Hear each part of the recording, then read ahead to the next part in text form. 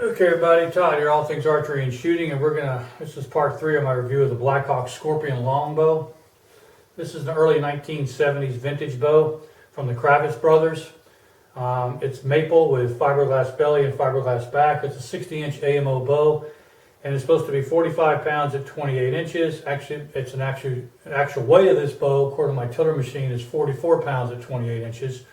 And at my draw length of 29.5 inches, this bow is pulling about 47 pounds, okay? So let's go ahead and talk about this bow, and we'll rate it on my 6 things. I'll rate all my bows on so we compare it to the other ones. First off, I want to talk about the quality of the bow. Well, the bow is made in the early 70s. I'm figuring around 1971, 72 time frame. Okay, so I mean, it's held up fairly well for almost 50 years of use. It's got a few little spalling in it and stuff like that here and there, but this seems to affect the way it shoots. The tiller's correct on it. Brace height's held up on it right. All the tips are in good shape. There's no separation of the fiberglass or the wood. Just minor scrapes and scratches from being old and being used. This bow was not a closet queen. It was used quite a bit. It probably hunted quite a few woods. So, I mean, quality of the bow, this is considered their working man's bow, a cheaper, inexpensive bow, one of their cheaper bow lines. I think this bow retailed for around $48 or $47 in the early 70s. So it's not that expensive of a bow. It's not a bad look. I mean, it's a beautiful, I like the color of the maple, like this yellow blonde maple color. I really like that. That's a pretty color of maple there. So, and the writing is done really well. So it does have a nice wide sight window on it as well too, okay, and a radius shelf, which is kind of nice as well. So the 6-inch window, this isn't designed to be shooting with the fingers. Overall, the quality bow, I'd say it's pretty decent quality. So let's give the quality of this bow an 8, okay? That'll be an 8. Now let's talk about the specs of the bow. Okay, according to the specs in this bow, it's supposed to be, according here, it's 45 pounds at 28 inches. That's not exactly true. The bow actually comes in at 44 pounds at 28 inches. So that could be because of age, lost maybe a pound of weight in over 50 years. Or it could be it's just marked wrong and rounded up to the nearest number of 45. A lot of dealers did that. So I'm really not going to fault it for that too much. It is a 60-inch AMO bow, but I measured it comes in at 59 inches from limb tip to limb tip. So with being unstrung and strung up, it comes in at 55 inches, okay? So, I mean, it's supposed to be a 60-inch, so there's an inch off there. Again, that could be due to age, but still, it's not holding up. Other bows that are this old, like my bear bows, I've done a couple of those, a Ben Pearson bow, and a few others that other vintage bows I've done, they've all seemed to be they're pretty accurate. So, overall, in the specs of this bow, I'm going to have to give it an 8 as well. Shootability bow, well, this is where I got to diverge from. No matter what I could do, I could not get this thing to shoot to where I was aiming at. I had to aim off to the right quite a bit. Now again, that could be because of the age of the bow, or it could be me just having a bad day, I don't know. But my groups, it is grouping work just fine. It's just not shooting to point of aim. I literally find myself aiming 3 to 4 inches to the right of the bullseye just to get it in the bullseye. If I aimed at the bullseye, I would shoot 3 to 4 inches left. Normally when you shoot left, that means your arrows are under spined. Well, these arrows I was shooting were pulled over from cedar shafts, and they were spined at 45 to 50 pounds, so they're right where they need to be at for this bow, so I don't think that was it. I checked the limbs. The limbs aren't twisted, so I thought it was a limb twist. There's no twist in the limbs at all, which is kind of hard to get a limb twist on a longbow anyway. I also checked the tiller on the machine. The tiller was the same both sides, so I didn't see any issue there as well either. So I don't understand why I was shooting so far to the left, but it did group, and we did stay in the horizontal realm where it needed to be at. It's just it would group from to the left about 3 to 4 inches. Okay, groups weren't really tight; they were 3 to 4 inches. Normally, I can shoot a 3-inch group or a little bit less if I work on it.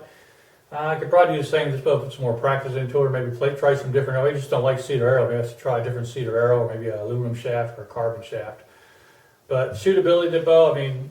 Also, it has quite a bit of hand shock, which most longbows do. This one does have quite a bit of hand shock, and you can actually feel it hit when you release the bow. Your whole hand shakes in your hand. So, I mean, it does have quite a bit of hand shock, and it's got a lot of string oscillation. Not really loud, but the string oscillation is there. You can see the string just vibrate back and forth for about 3 seconds after you release an arrow. So, for shootability, I'm going to have to give it a 6. Okay. All right, let's go ahead and talk about speed. Now, the speed was one thing the bow did pretty well at. I mean, it's a 50-year-old longbow, and it was averaged at 174 feet per second for your 10 grains per pound of draw weight, which is a 470 grain arrow, shot out of the 47-pound bow at my draw length. And then the 12 grains per pound of draw weight, which is a 560 to 500 or 565 grain arrow roughly. I was shooting between 560 and 570 Port from Cedars, and it was shooting at about 158 to 159 feet per second. So about 15 feet a second slower than the 10 grains, which is about average for most bows. But that just put the bow up there pretty well, and not quite very super fast, but not slow either. So I was kind of impressed with the speed of this longbow. So we're going to say we'll give it an 8 on speed, okay? Quietness. Now the bow was really quiet. I mean, I was surprised how quiet the bow actually was. I didn't really hear any limb slap or noise on it. One thing you really noticed was a vibration of the string and the bow shock. There's really no noise when the bow was shooting. And I'm sure if you had some string silencers to this thing, it'd probably quiet down even more and get rid of some of that bow shock as well too. So we're going to say for quietness, I'm going to give it a 9. Okay, it was really super quiet. Value of the bow. Well, the bow was like $34.95 when it was new. I paid $50 for it plus shipping, which is about $18. So what, $68 I paid for it, shipped to my door from eBay. I got it at auction. I think that thing is a fairly decent value for a 50-year-old bow. So it did hold its value. It sold for more than originally sold for. That's how I estimate value. So the bow did sell for more than what it originally sold for. So for value of the bow, I would give it an 8 as well too. Not a bad value at all for what you get. That gives us a total of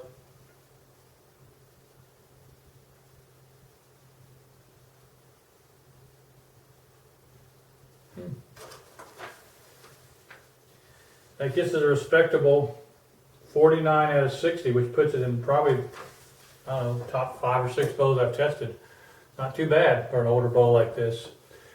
Personally, when I think about the bow, I don't like the bow myself. I just don't, maybe because I don't shoot it real well. I wasn't afraid of shooting to the left. I think it would be an alright bow.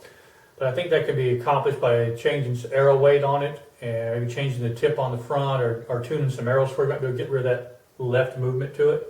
So it would take some work to get it done, but it can. I think you can work that out. It is lightweight, so it'd be good to run around the woods with. It is 60 inches, so it's not super tiny, but it's not big either. It'd be good in like maybe a ground blind, but maybe not so much in a tree stand. And I've shot 60-inch bows out of my tree stand before, and they do like to bang on the bottom of my tree stand sometimes, especially if I'm trying to shoot from a sitting position. And sometimes you can't stand up in your tree stand when you got that big old buck 20 yards from you, looking in your direction trying to pinpoint you. If you try to stand up, he's going to be gone. You got to shoot from a sitting position. And I found that some, not all, but some 60-inch bows will clang on the bottom of the tree stand. But as for a ground blind, I mean, it'll shoot fine out of a ground blind. I think it's not overly big for that. This bow was designed for a beginner back in the day, like a bow fishing reel. Look at the old Kravitz Brother catalogs. This is actually built as a bow fishing rig, not really a hunting rig, but it was mostly a beginner bow. Okay, so I mean, for beginner, it'd be a good bow to get on with a longbow and try out. I think there would be no issue there. They'd have to get around that limb shock to it though, which will give them a little bit of a problem. But again, that can probably with a heavier arrow, or maybe go with a string silencers on it, probably get rid of most or some of that string shot.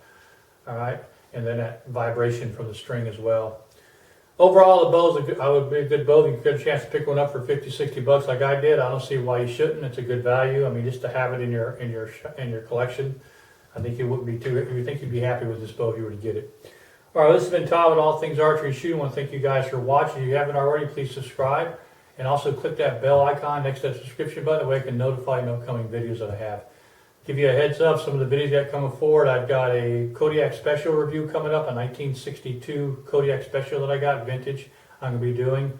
It's a 66-inch bow. Remember, that's Kodiak Special is what Fred Bear liked to use to hunt with. I've also got a Kodiak Hunter coming in. I've also got a Black Panther, not a Black Panther Hunter, the 52-inch, but a regular Black Panther, which was built off the Kodiak, built for the big box stores. So that'll be coming in soon. I've also got a Browning ATB compound bow I'll be setting up and shooting soon. That's going to be interesting watching. That's a early 1990s vintage bow. That should be fun to do a review on. And then I've got a target bow, Olympic target bow there that I got in the last week. I haven't had a chance to look at it yet. We're going to unbox that and take a look at it. and set up an Olympic target. We'll do some Olympic target shooting with the whole long sight, the whole 9 yards, and see how that works, okay? So look for all those coming up to you, and I want to thank you guys for watching, and until next time, everybody, ciao. Oh yeah, by the way, wish me luck this afternoon. So far, I've been busting my deer hunting at this new stand I've got. I should have never left my old hunting area I was at, but I wanted to try this new area. There's a lot of deer on my camera, a lot of movement, but mostly at night. But so far, they've not showed up during the daytime. So, but it is getting. I got a cool front coming to Florida today, so maybe they'll pop in this evening, and early tomorrow. So I'm hunting this evening and tomorrow morning, so we'll see what happens. So wish me luck, guys. Until next time, everybody. Ciao.